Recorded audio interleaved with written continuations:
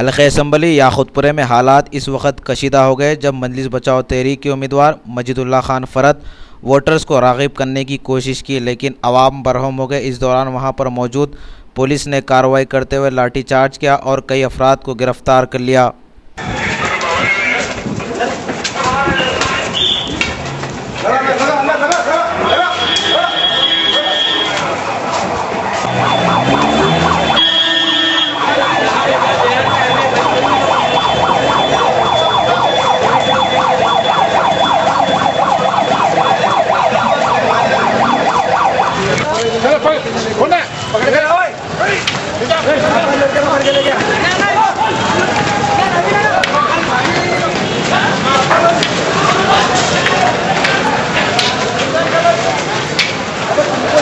जाना बेटे